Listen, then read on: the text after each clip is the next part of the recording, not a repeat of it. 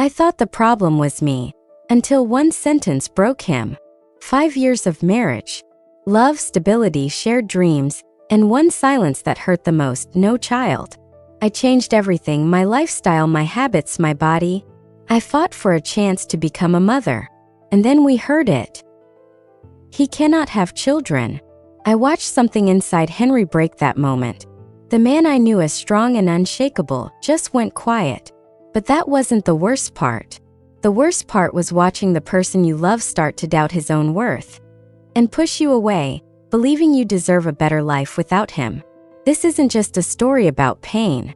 It's a story about love that goes through the darkest moments and chooses to stay. Love Stories Max. Welcome to my channel. Enjoy watching, friends.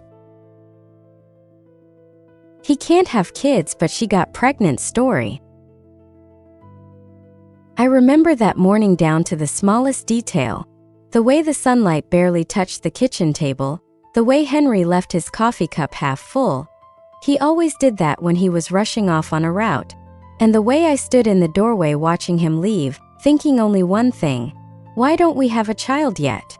We had been together for 5 years. 5 years isn't just a number.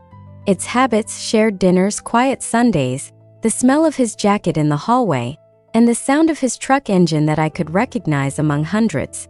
Our life was good, stable. We didn't argue over little things. We weren't struggling financially. Henry earned well, and I loved my job at the daycare. But there was an emptiness. Quiet, but so heavy it sometimes felt like it echoed through the rooms. Every day I was surrounded by children. They hugged me with their tiny arms, laughed, cried, reached for me. And every time I picked one of them up, something inside me tightened. Especially when a parent would come and say, "She talked about you all day today." I would smile, and then I'd go home to silence. For a long time I thought the problem was me. I changed everything. I started waking up earlier, going for runs in the mornings, even when it was cold and my hands were so numb I couldn't feel my fingers. I stopped drinking even a glass of wine on holidays. Not a single drop. No slip-ups. My diet clean. Vegetables, protein, water. I looked at my body like it was a project that needed fixing. Henry changed too. Even though he was out on the road for days at a time, he texted me every morning.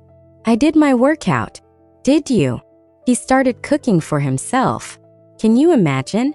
A truck driver who used to live off burgers and gas station coffee for weeks, now cutting up salads in the cab of his truck and sending me pictures. "Look, I'm trying," he'd write. I believed that it would help. Months passed, then years, and nothing. Every test felt like a small hope, and every result like a quiet tadar. One evening when Henry came back from a route, I stayed quiet for a long time. We were sitting in the kitchen. He was eating and I was watching his hands, rough, strong, slightly scratched. And I said, "Henry, maybe you should get tested too?" I was afraid of that sentence, like it could break something between us. He froze. The spoon stopped midair. And then he just nodded. Okay. No anger. No offense. Just quiet. When he went to the clinic, I couldn't find a place for myself. I walked around the apartment, folding things that were already folded, wiping surfaces that were already clean. I waited, and when he came back, I understood everything before he even opened his mouth. He didn't look at me. "What did they say?" I whispered. He stayed silent for a few seconds. Then he sat down. "They said, I can't have children." Those words fell into the room like something heavy and cold. "No." I immediately shook my head. "No, it's a mistake. We need to check again." "Another clinic." He nodded, like he needed that hope himself. We found another one, expensive, private. I held his hand in the hallway. He was never afraid. Not of the roads, not of the nights, not of bad weather. But then his fingers were cold. The results came a few days later. I opened the envelope with him. My heart was beating so hard I could hear it in my ears. And it said the same thing. And even worse. "You cannot be a father." Not unlikely. Not difficult. A sentence. I slowly lifted my eyes to Henry. He was staring at one point, like something inside him had broken. "Henry." I touched his hand. He suddenly stood up. I'll go for a walk." He didn't yell. He didn't cry. And that was the scariest part. That night, he didn't come back for a long time. I sat in the kitchen holding that paper in my hands. I reread those words over and over as if they could change. When he finally came in, he smelled like cold air in the road. He sat down next to me and quietly said, "So it's me." My heart shattered. "No," I said immediately. "It's not you. It's just how things turned out." He shook his head. "You did so much. You tried so hard." And I cut him off. It's us. It's always been us." But he wasn't listening anymore. From that day on, something changed. Not between us, no. I loved him the same, maybe even more. But inside him, it was like a light went out. He became quieter, laughed less, sat in the car longer before coming inside. And one day he said, "Maybe you deserve a different life, Barbara." I didn't even let him finish. "I deserve you." I walked up to him and held him so tightly, like I was afraid he might disappear. "I didn't marry you for children," I whispered. "I married you." He stayed silent. But I felt his arms slowly wrap around me in return. And that's when I realized something. Our pain is not the end of the story. It's the hardest chapter, but not the last. 6 months passed. 6 months of silence, acceptance, and learning how to live with it. We didn't talk about it every day anymore, but it was still there, in our looks, in the pauses, in the way Henry sometimes sat in the car a little longer before coming inside. I learned how to smile sincerely. Almost. And then one morning I woke up with a strange feeling. Weakness. A light nausea. At first I didn't think much of it. I thought I was just tired.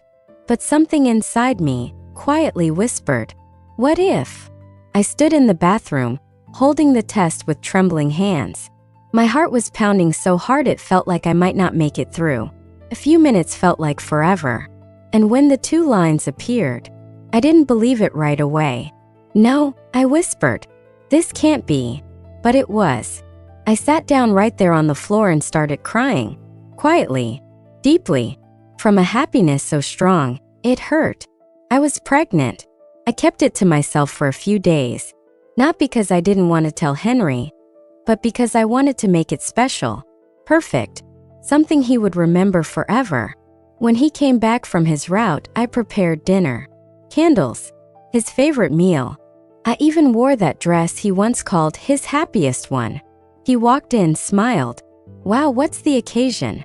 I could barely hold back my tears. "I just wanted to do something nice for you." We sat down at the table. I looked at him, barely believing I was about to change our lives. "I have one more gift for you," I said softly. He raised an eyebrow. "Really?" I placed a small box in front of him. He opened it and froze.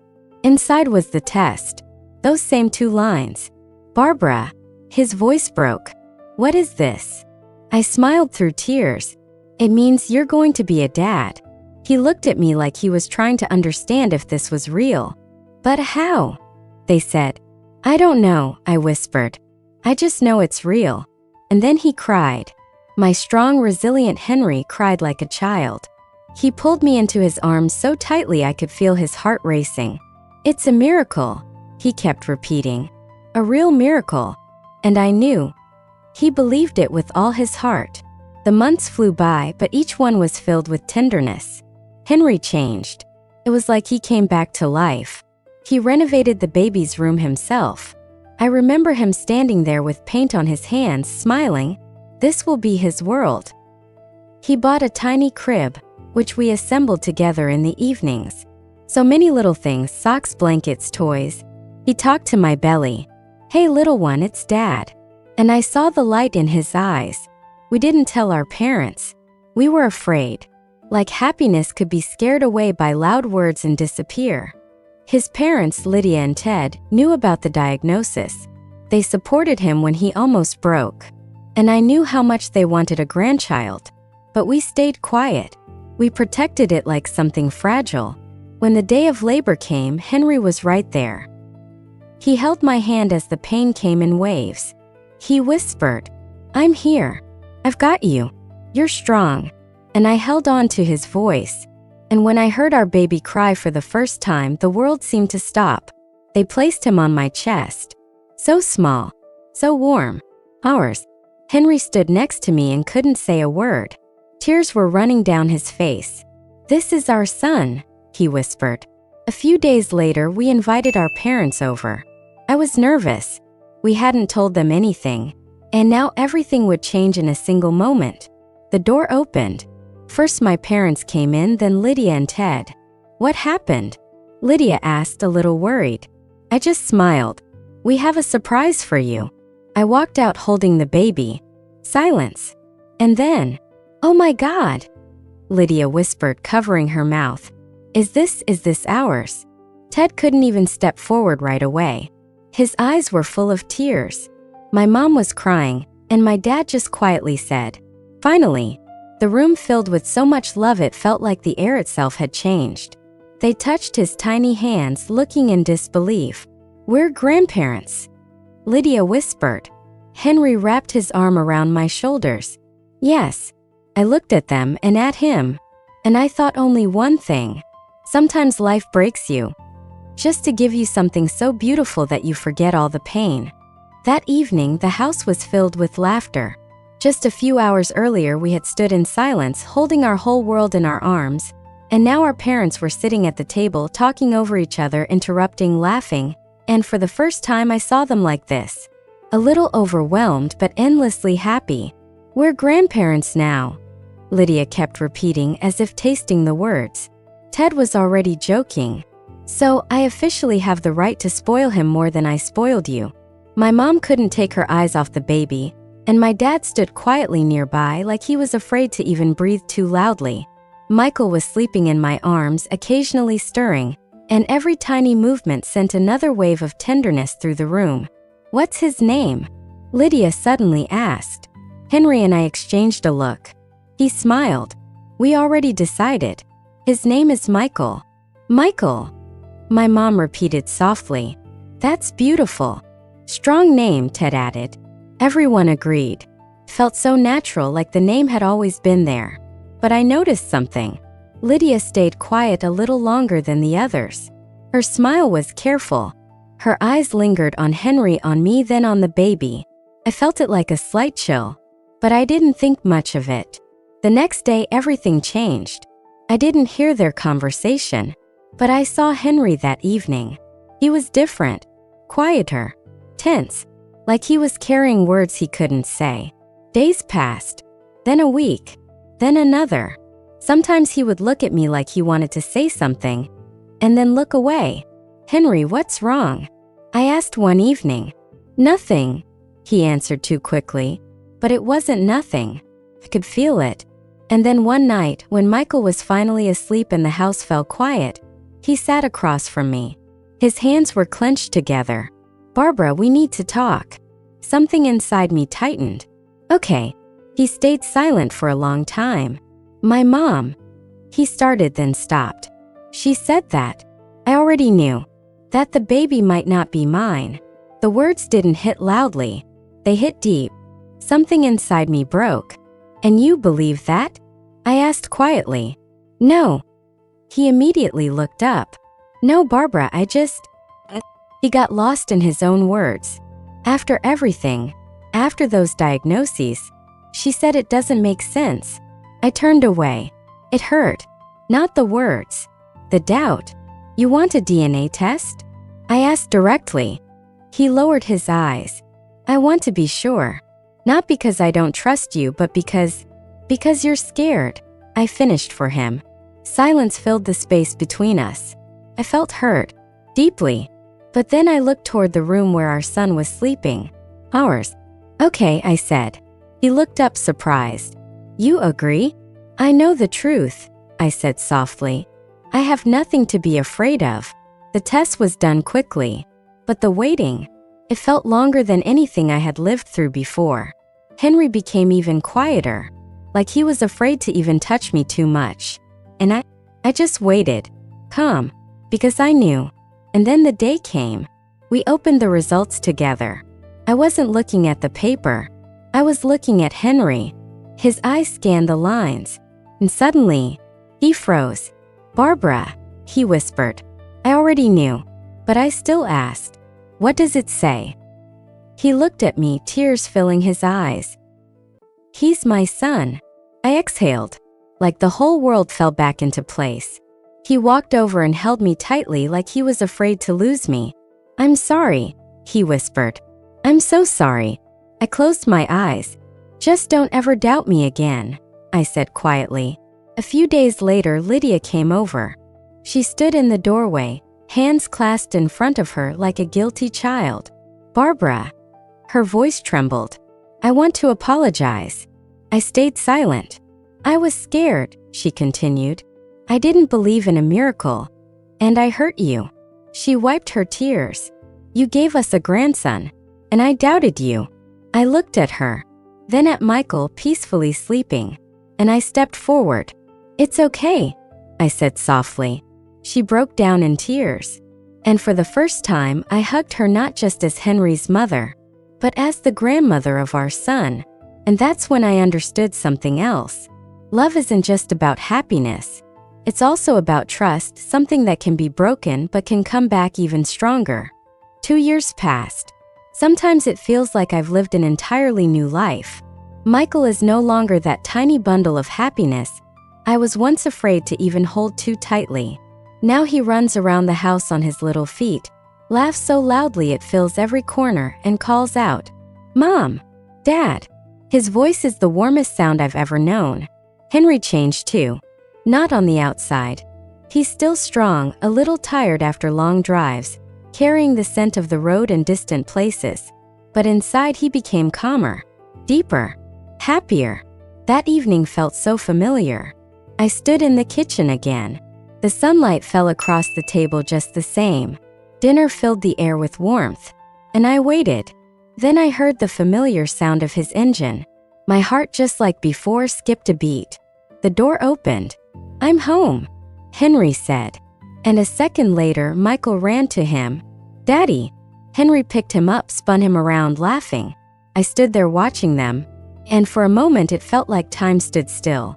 This was the life I once only dreamed about. We had dinner. Simple. Warm. Ours. Michael fell asleep in our arms just like he used to. And then I felt it again. That same feeling. That same miracle. "Henry," I said softly. He looked at me. "I have something for you." He smiled, a little surprised. "Again?" I nodded, and brought out the same small box. He recognized it instantly. His smile faded, not from fear but from emotion. He opened it slowly, and froze.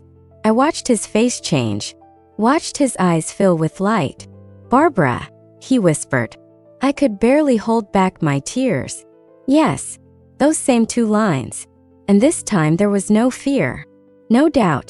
He looked at me, stepped closer, and gently wrapped his arms around me. So soft, so certain. "I don't doubt anymore," he whispered into my hair. "Miracles are real." His voice was calm, steady. "It happened once," he smiled. "And now it's happening again." I leaned into him and felt everything inside me fill with warmth. "We've been through so much," I whispered. "And we'll go through more," he said. I looked toward the room where Michael was sleeping. Our first proof that life sometimes writes stories better than any dream. And now we were about to have another. And in that moment, I understood something important. Happiness isn't a perfect life. It's a journey that breaks you, tests you, makes you doubt, and then gives everything back with love, with tenderness in double measure. And if you don't give up, life doesn't just give you a miracle. It gives you a story made of 2 hearts and 2 little voices that will one day say, "Mom, Dad," and you'll realize it was worth everything. Thank you for watching. Subscribe to my channel so you don't miss new stories. And also write in the comments how you liked this story on a scale of 1 to 5. Watch the following video and enjoy watching.